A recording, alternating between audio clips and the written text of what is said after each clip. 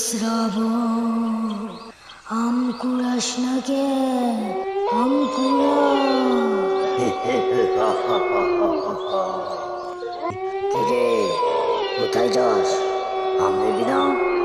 নিয়ে যা, আম নিয়ে যা।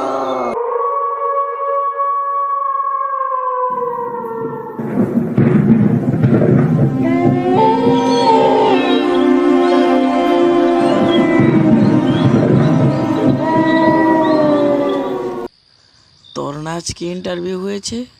কেমন হলো ইন্টারভিউ?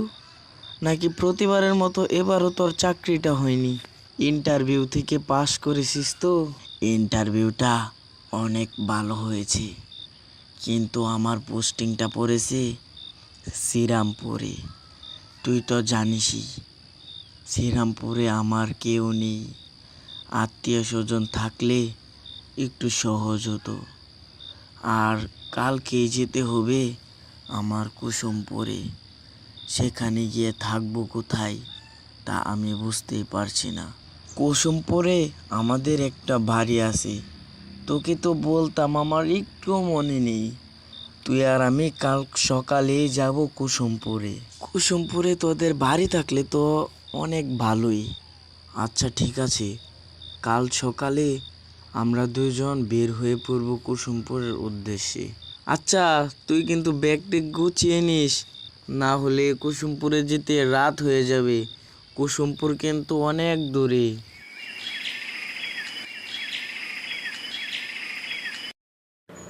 আমি আর আমার বন্ধু সাইমন বের হয়ে পড়লাম কুসুমপুর যাওয়ার উদ্দেশ্যে। বাসটা মিড়মিড় করেই চলেছে। আমরা প্রায় কুসুমপুর চলে এসেছি। এই গ্রামটা না অনেক সুন্দর। তোকে আমি কাল সকালে ঘুরিয়ে দেখিয়ে আনবো। এখন আমরা দুজনই ঘুমিয়ে পড়ি। তুই অন্য রুমে গিয়ে ঘুমিয়ে নে, আমাকে একটু একা থাকতে দে। সারাদিনের জার্নি আমার একটুও ভালো লাগছে না।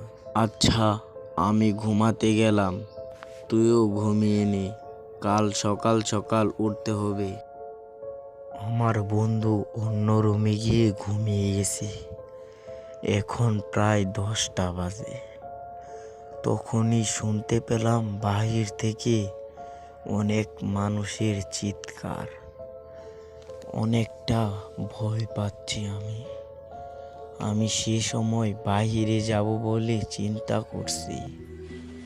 তখনই আমি বিছানা থেকে নেমে বাহিরে যেতে থাকি। বাহিরে গিয়ে দেখতে পেলাম সামনে একটি কবরস্থান। একটি কুয়োর সামনে কতগুলো মাথা কাটা মানুষ। আমি দেখি সে সময় অনেকটা ভয় পেয়ে গেছি। আমি সেখান থেকে চিৎকার করে আবার ঘরের মধ্যে ফিরে আসি। কিরে শ্রাবণ, বাহিরে তো মানুষের শব্দ হয়েছে, তুই কি তা শুনতে পেয়েছিস? আরে না, আমি কিছুই শুনতে পাই নাই। এখন গিয়ে 1 কাপ চা খেয়ে আসি। আচ্ছা ঠিক আছে, তুই এখানে বস, আমি একটু গিয়ে ফ্রেশ হয়ে আসি। সে সময় আমার বন্ধুকে আমি কিছুই জানাইনি। আমি জানি আমি তাকে এটা বললে সে কখনোই বিশ্বাস করবে না। আমি আর আমার বন্ধু বের হয়ে পড়লাম চা খাওয়ার উদ্দেশ্যে। বেশ কিছুক্ষণ ধরে আমরা হাঁটতে থাকি। সামনেই দেখতে পেলাম চায়ের দোকান। চায়ের দোকানটা অনেক ছোট।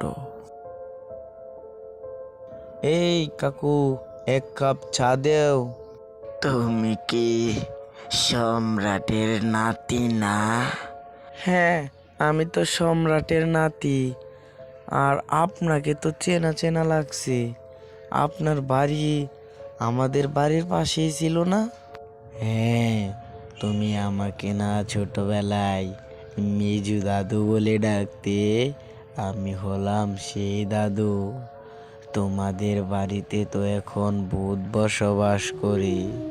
তোমরা ওই বাড়িতে যেও না, অনেক বিপদে পড়বা। এই সাইমন, দেখ এই দাদুটা সত্যি কথা বলতাছে। আমি না কালকে দেখেছি নিজের চোখে ওই কুয়ার পাশে অনেকগুলো মাথা কাটা মানুষ। আমি দেখি অনেকটা ভয় পেয়ে গেলাম। আমি তোকে এ কথা বলি নাই, তুই ভয় পাবি বলে। আমরা সেখানে আর থাকবো না, চল, আমার আর চাকরি করতে হবে না, আমরা বাড়ি চলে যাই।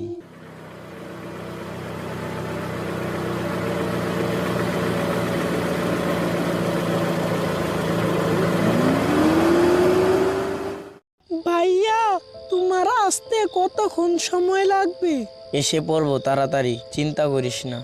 গ্রামের রাস্তা তো, কোনো গাড়ি পাচ্ছি না।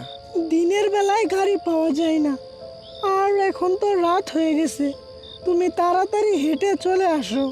তুই চিন্তা করিস না, আমি ঠিকঠাক মতো এসে পড়বো। চিন্তা তো করতেই হবে, এখনকার রাস্তাঘাট ভালো না। আগে যেমন দেখেছিলাম তেমন না। এমনই, কিন্তু একটু ভিন্ন হয়ে গেছে। ভাইয়া, তুমি জঙ্গলের রাস্তা দিয়ে এসো না। জঙ্গলের রাস্তা দিয়ে আসলে অন্য কিছু হতে পারে। তুমি অন্য রাস্তা দিয়ে এসো। যদিও জঙ্গলের রাস্তা দিয়ে আসো, তাহলে অনেকটা সাবধানে এসো। জঙ্গলের রাস্তা দিয়ে আসলে কি হবে? কিছুই হবে না, তুই এতটা চিন্তা করিস না, আমি ঠিকঠাক এসে পড়বো। আচ্ছা ভাইয়া, ঠিক আছে। তুমি জঙ্গলের রাস্তা দিয়ে আসলে একটু সাবধানে এসো। চেষ্টা করো জঙ্গলের রাস্তা দিয়ে না আসার জন্য।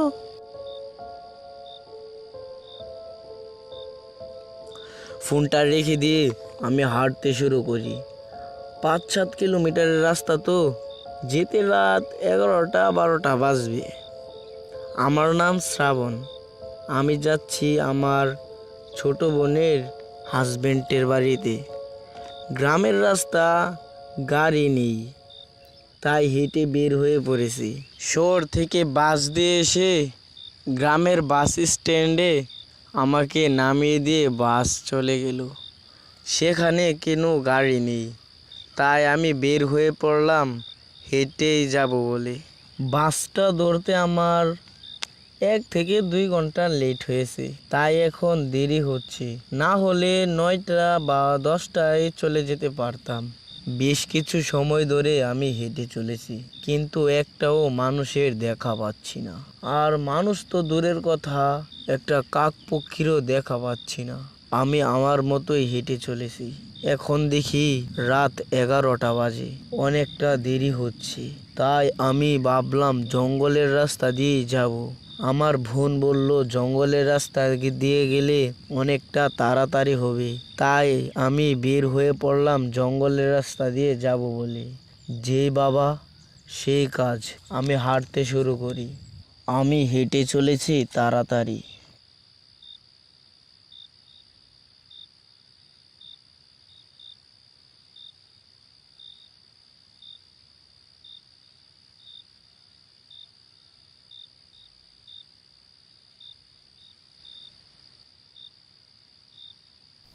বেশ কিছুক্ষণ হাঁটার পর বুঝতে পারলাম আমার পেছনে কেউ যেন হেঁটে আসছে। আমার সাথে একটি মোবাইল আছে আর অনেক টাকা আছে। চোর ডাকাতের অনেকটা ভয় হচ্ছে, সব কিছু লুট করে নিয়ে গেলে আমি যে নিঃস্ব হয়ে যাব। তা আমি ভেবে পিছনে ঘুরে তাকিয়ে দেখতে পেলাম সেখানে কেউ নেই। আমি অনেকটা অবাক হলাম। ভয় পাচ্ছি তেমন কিছু না, আমি ভাবলাম এটা আমার মনের ভুল। আমি আবার হাঁটতে শুরু করি। কিছুক্ষণ হাঁটার পর দেখতে পেলাম কে যেন সামনে দাঁড়িয়ে আছে। আমি হাঁটতে হাঁটতে তার কাছে যেতে বলে উঠল, এ ভাই, আপনার কাছে কি একটু পানি হবে? আমি তখন অবাক হয়ে গেলাম। একটা ছোট বাচ্চা এত রাতে বাহিরে, তাও আবার গ্রামে। কি ভাবছেন? আমি সবই জানি। আমাকে দেখি অনেকটা অবাক হয়েছেন, তাই না? আরে তেমন কিছু না। আপনার কাছে পানি নাই, তাই না? আপনি চলে যান, আমি বলে আপনাকে ছেড়ে দিলাম। আর আপনি এই রাস্তা দিয়ে আসছেন কেন? সাবধানে যাবেন, কেউ পিছন থেকে ডাকলে পিছনে তাকাবেন না। আমি দেখতে পেলাম এই ছেলেটি অন্ধকারে মিলিয়ে গেল। আমি আবারও হাঁটতে শুরু করি। সেই ছেলেটি অন্ধকারে মিলিয়ে যাওয়াটা আমার কাছে স্বাভাবিক মনে হচ্ছে না। আমি অনেকটা ভয় পাচ্ছি। আমার মনে হচ্ছে এই ছেলেটা মানুষ নয়, অন্য কিছু।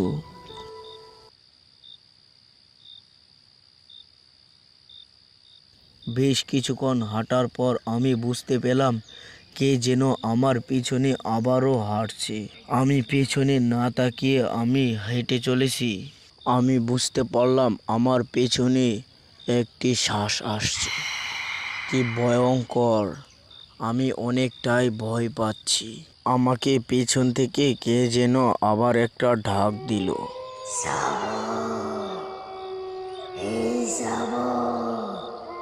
কোথায় যাস? তোর বোনের বাড়ি আমাকে নিয়ে যা, না হলে আমার বাড়িতে তোকে নিয়ে যায়। তখন আমার সেই ছেলেটির কথা মনে ছিল না। আমি পিছিয়ে তাকিয়ে দেখতে পেলাম একটি ভূত। তার কি বিভৎস চেহারা! আমি দেখে অজ্ঞান হয়ে পড়ে গেলাম।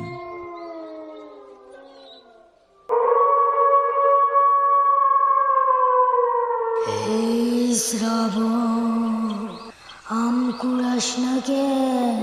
আম কুড়া। কিরে, কোথায় যাস? আম নিবি না? নিয়ে যা, আম নিয়ে যা।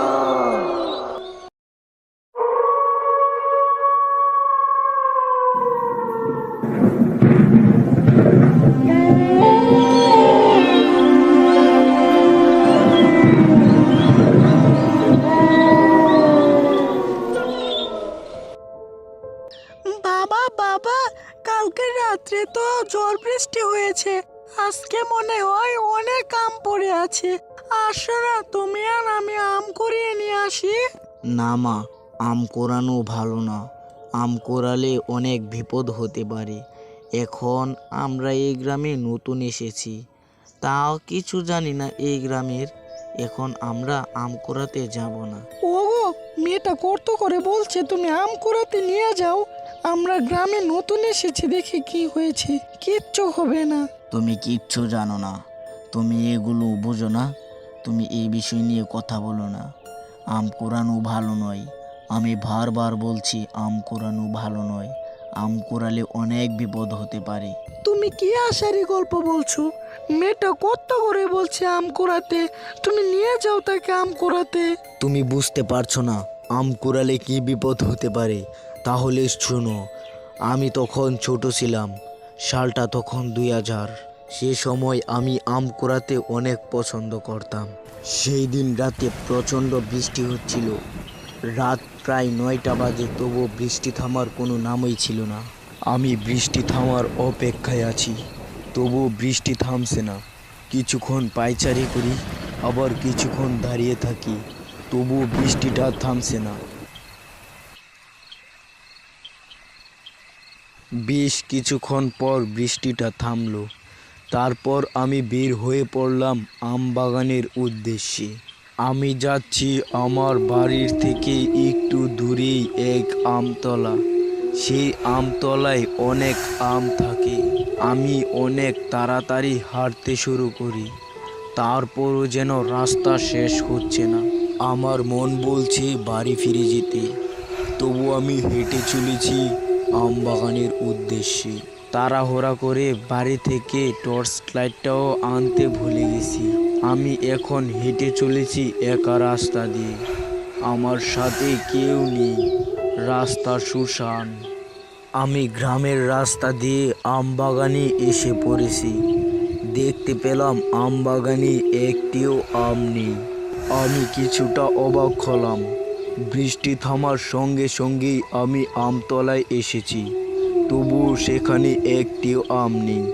আমি ভাবলাম আমার আগে কেউ এসে আম কুড়িয়ে নিয়ে গেছে। তারপর আমি হাঁটতে শুরু করি নতুন আম বাগানে যাওয়ার জন্য। মানুষ বলি সেখানে অনেক ভূত আছে। আমি এগুলো বিশ্বাস করি না। আমি হাঁটতে শুরু করি আমবাগানে যাওয়ার উদ্দেশ্যে। তারপর আমি আমবাগানে চলে গেলাম। দেখতে পেলাম সেখানে অনেক আম। দেখে আমি অনেক খুশি হয়েছি। সে সময় দেখতে পেলাম পিছন থেকে আমাকে কে যেন ডাক দিল। এই শ্রাবণ, আম কুড়াস না কেন? আম কুড়া। তারপর আমি পিছনে ঘুরতে দেখতে পেলাম সেখানে কেউ নেই। আমি ভাবলাম এটা আমার মনের ভুল, তাই আমি সেখান থেকে চলে আসি। আমি হাঁটতে শুরু করি বাড়িতে আসবো বলি। সেখান থেকে আমি কোনো আমই কুড়ালাম না।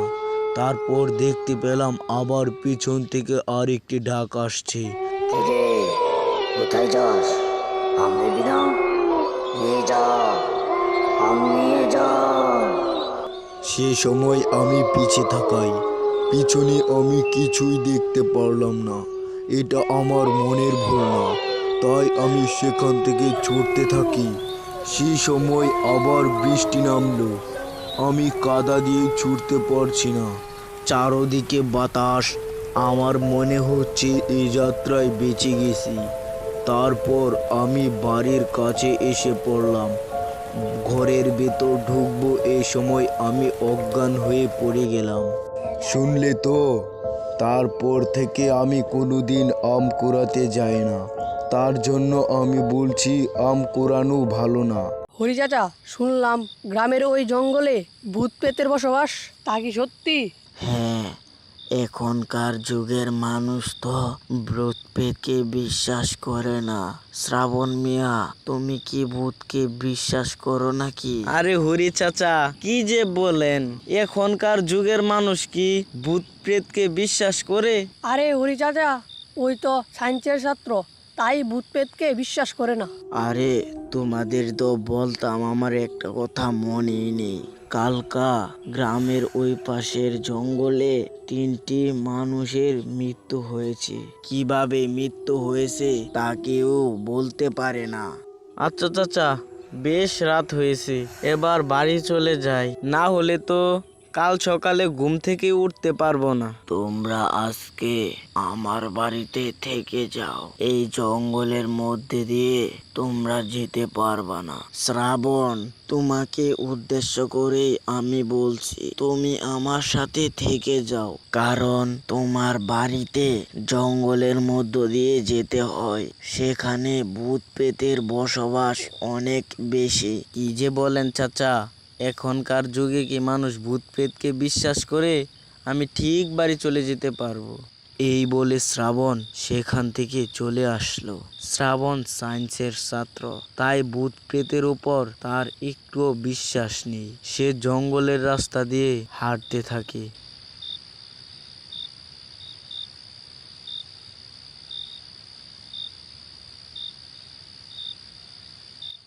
বেশ কিছুক্ষণ হাঁটার পর আমি বুঝতে পারলাম সামনে রাস্তার মধ্যে এক বৃদ্ধ লোক দাঁড়িয়ে আছে। বৃদ্ধ লোকের পরনে একটা ধুতি আর একটা গেঞ্জি। আমি হাঁটতে হাঁটতে সেই বৃদ্ধ লোকটির সামনে গিয়ে দাঁড়ালাম।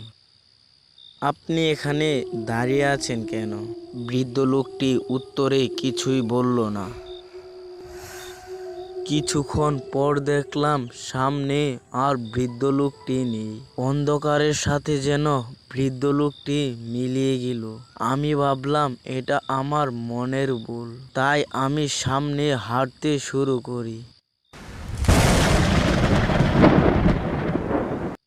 কিছুক্ষণ পর আসমানটা কালো হয়ে এলো। মনে হচ্ছে এখনই বৃষ্টি হবে। তার জন্য শ্রাবণ একটু দ্রুত হাঁটতে শুরু করে। বৃষ্টির কথা বলতে বলতে বৃষ্টিটা শুরু হয়ে গেল। সামনে একটা ঘর দেখা যাচ্ছে। সে দেখে অনেকটা খুশি হয়েছে।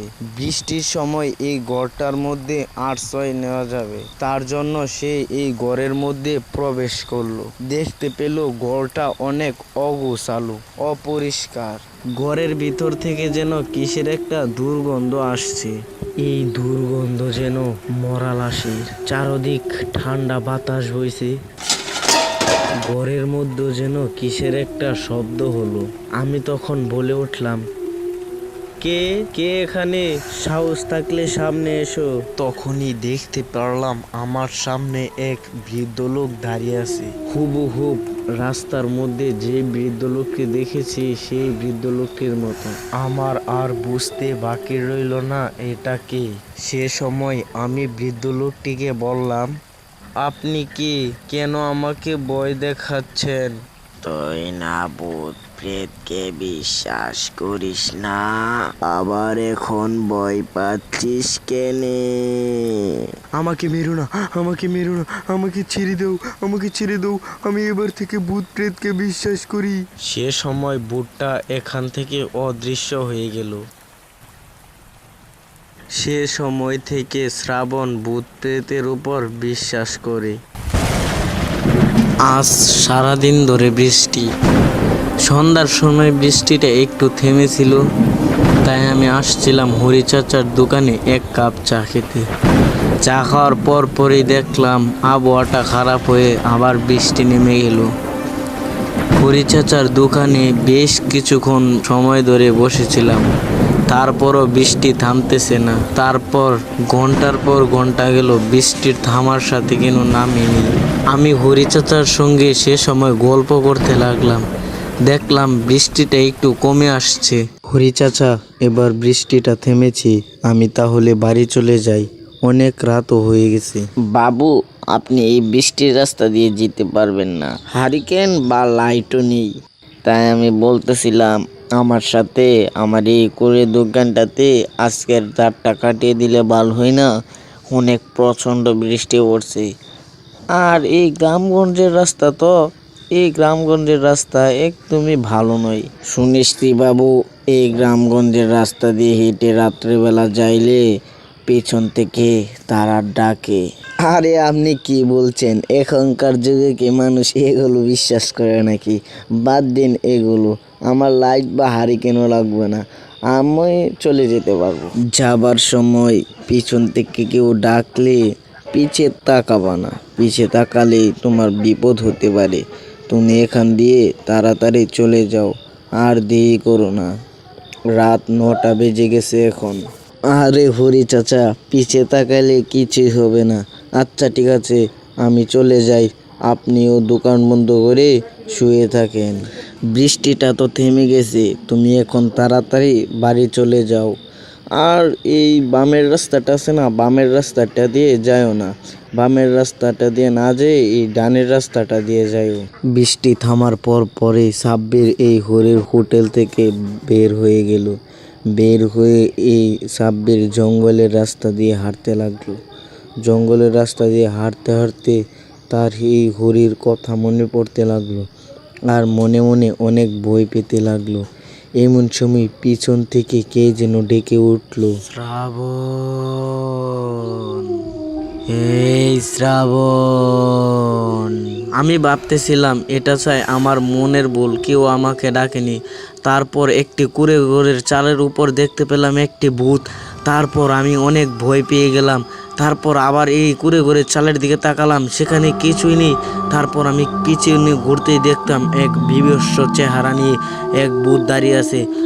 সেখান থেকে আমার জীবনের সবচেয়ে জোরে দৌড় লাগালাম। দেখতে পেলাম আমার পিছনে সেই ভূতটাও দৌড়ে আসছে। আমি আরও জোরে দৌড় লাগাতে থাকি। তারপর দেখি এই ভূতটা আমার পিছনে দৌড়ে দৌড়ে আসছে। আমি তখন কি করব আমি কিছুই বুঝতে পারছিলাম না। তারপর দেখি আমার পিছনে আরও এই ভূতটা জোরে জোরে দৌড়ে আসছে।